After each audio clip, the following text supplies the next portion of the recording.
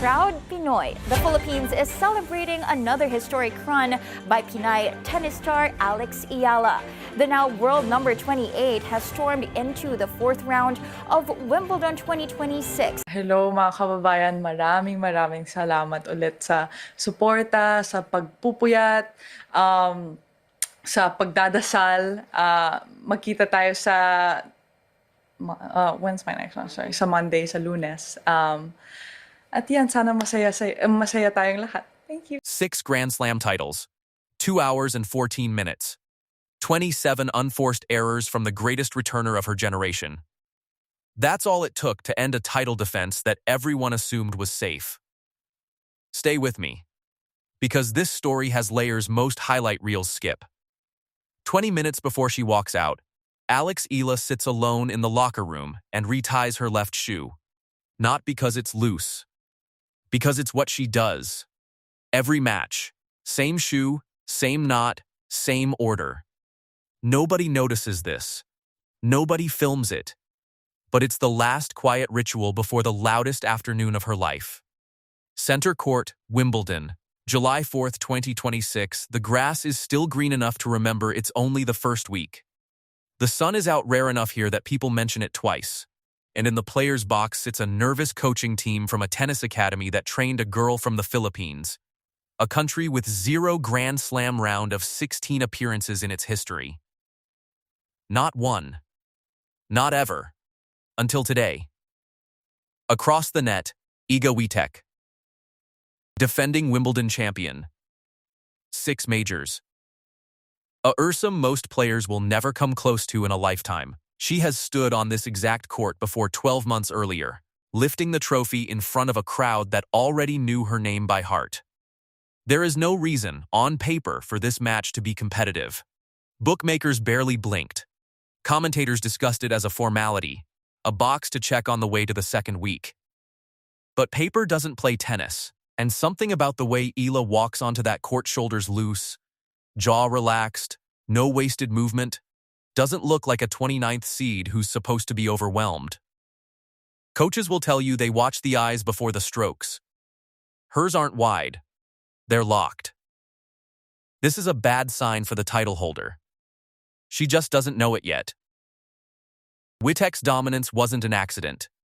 And it wasn't inherited. It was built one brutal training block after another, one clay court massacre after another, until Iga Świątek stopped being a name and became a category of player nobody else fit into. She had lost only a handful of matches all season. Defending champions at Wimbledon almost never fall this early. The numbers on that are almost embarrassing to bring up in comparison. By every conventional measure, she is the most complete player of her generation. Elite movement, a forehand that dictates rallies from the first shot, and a mental toughness forged across dozens of finals. Eala's path here was smaller, slower, and far less decorated. 21 years old. Trained an ocean away from home at Rafael Nadal's academy in Spain. A teenager who left everything familiar because there was nothing left to learn where she was. Ranked outside the top 30. No countryman before her had ever gone this deep into a major. She had already needed 3 sets just to survive the second round, clawing back from a set down against Maya Joint 2 days earlier. On paper, this was where her run was supposed to end, a nice story that had already had its moment. A respectable exit, a great tournament. See you next year. Except this wasn't actually their first fight. 4 months earlier, in Miami, an unseeded Eala walked onto a hard court and beat Świątek in straight sets, a result so unexpected it barely made a ripple outside tennis media. It was filed away as an anomaly. Then Madrid happened. On clay, her fortress, and the world, no one evened the score. 1 win each. Different surfaces. Easy to write off as a fluke wrapped inside a fluke. But quietly, a pattern was forming that nobody was tracking closely enough.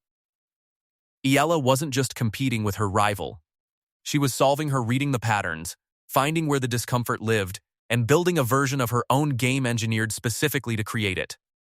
The first set was war from the opening game. The break came first for the favorite, the crowd exhaling like they expected the rout to begin right there. Eala answered immediately, no hesitation, no rattled body language.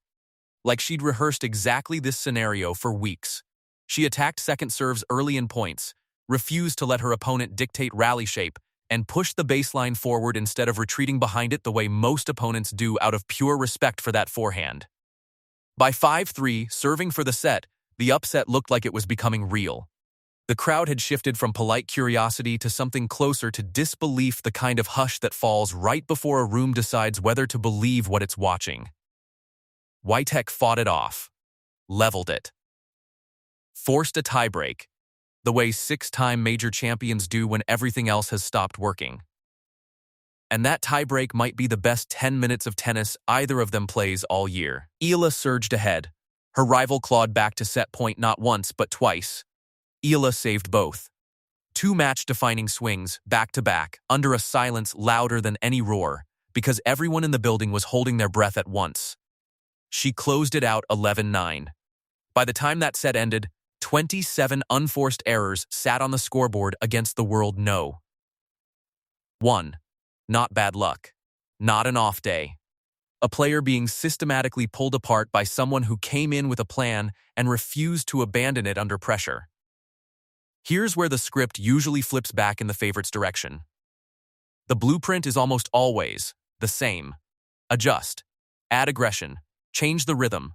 Close the net. Remind the challenger without saying a word exactly whose court this is. She tried all of it. Came forward, increased pace, did everything a six-time major champion is supposed to do when a set slips away. It didn't work. Eala read the adjustments before they landed.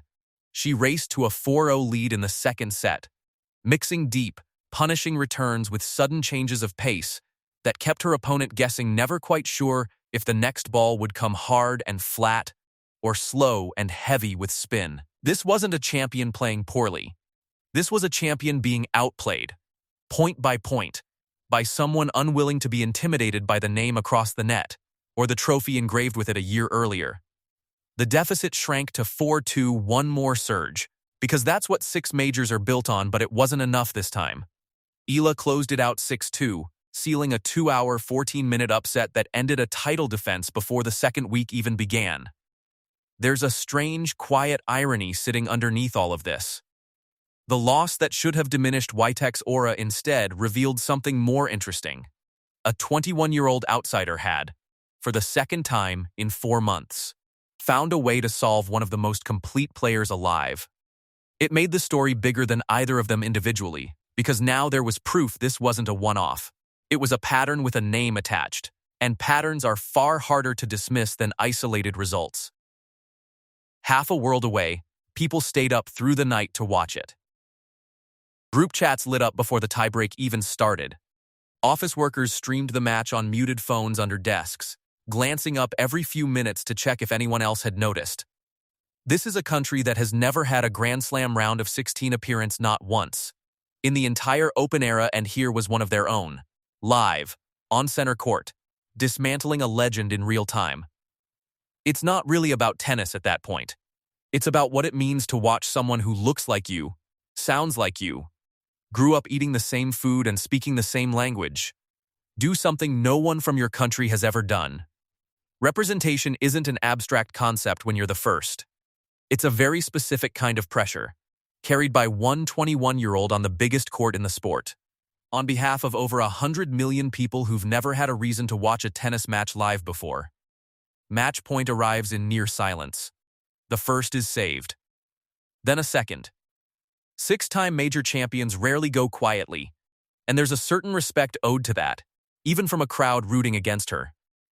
Eala doesn't flinch, no forced errors, no rushed decisions, just patience against someone who refuses to let the moment end on anyone else's terms.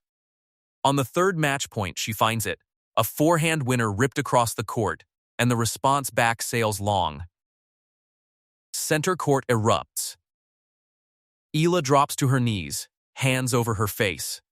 She had marked the first set with nothing more than a quiet fist pump. This time is different, 21 years held in one body, finally letting go. All at once, in front of the world. In the interview after, through tears she can barely finish sentences around, she talks about her family, about the Philippines, about little girls back home who might now believe this sport is theirs too. That's the moment that traveled further than the scoreline ever could. The consequences moved fast. Witek dropped nearly 2,000 ranking points and fell out of the top 10, a fall that, a month earlier, would have sounded absurd to suggest out loud. An hour before this result, second seed Elena Rybakina had already been eliminated by Elise Mertens, blowing the bottom half of the draw wide open. Meanwhile, Eala's name was trending in countries that, a day earlier, couldn't have told you what sport she played. Next up, Jasmine Paolini, former finalist, 13 seed, in the round of 16, new ground for the Philippines again. The deepest any player from that country has ever gone at a major. And here is the uncomfortable part of a win this big. She is no longer anyone's secret. Every future opponent will walk in having studied this exact match, frame by frame, looking for the seams. The question now isn't whether she can shock a legend once or twice. It's whether she can do it again with a target on her back instead of nothing to lose. If her ranking keeps climbing at this rate, a top 20 finish by year's end isn't unreasonable, and neither is a maiden Grand Slam quarterfinal before the season is over. Somewhere down that same road sits a Billie Jean King Cup run for the Philippines that nobody currently expects.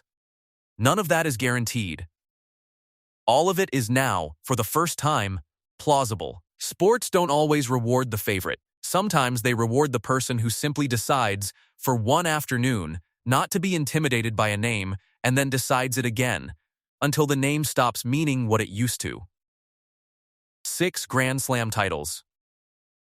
2 hours and 14 minutes. 27 unforced errors, the price of a reign nobody thought would end this soon. Closed out by a 21-year-old from the Philippines who simply refused to blink.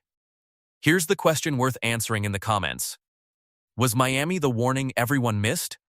Or did something change in Eala specifically between then and center court? Pick one, and tell me why. Because a few years from now, when this name needs no introduction, you'll know you called it early.